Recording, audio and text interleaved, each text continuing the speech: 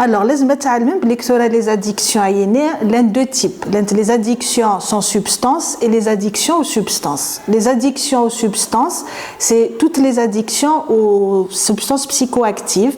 Donc, substances licites, illicites, comme le cannabis, comme le tabac, comme la prégabaline. Donc, les substances licites et illicites. Ou les autres types d'addictions sans substance, qui a comme les addictions aux jeux et les addictions aux écrans. Les addictions aux écrans sont problématiques du mujtama'. Pourquoi? Parce que depuis le 21e siècle, les écrans sont tout le temps.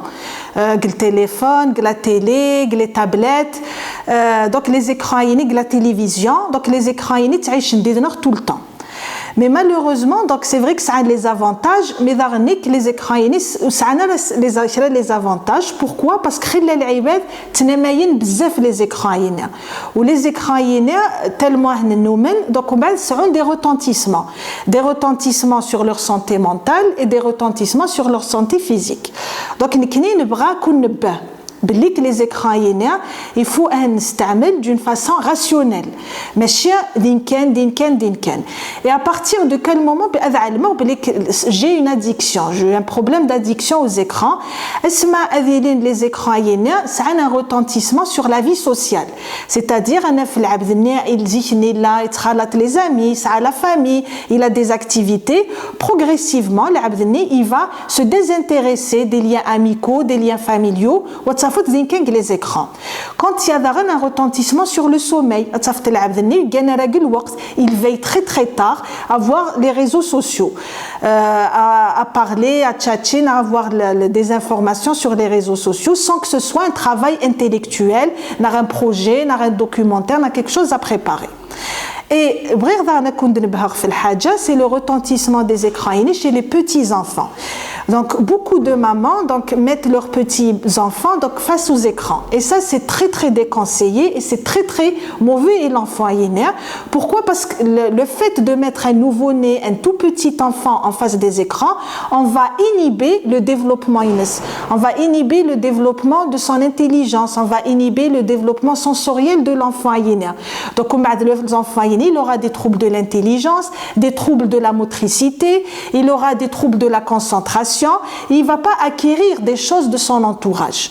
Donc, ce qui est recommandé actuellement, c'est pas d'écran, pas avant 3 ans. Et il y a même certains experts qui disent pas avant 6-7 ans. Donc, si on arrive déjà à dès le message par rapport aux petits-enfants, n'exposez pas vos enfants aux écrans.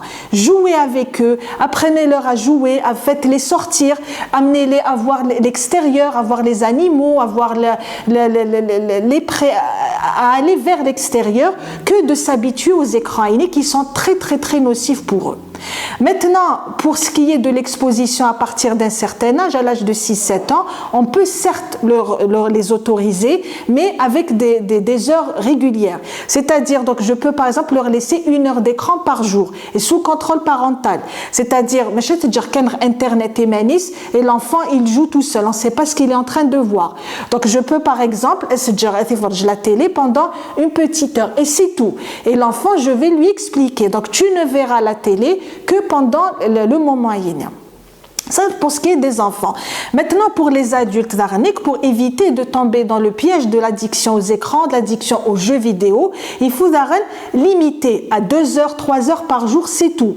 Et éviter justement de laisser, quand on dort, laisser le portable à côté, parce qu'il y a les notifications qui arrivent chaque soir qui perturbent le sommeil.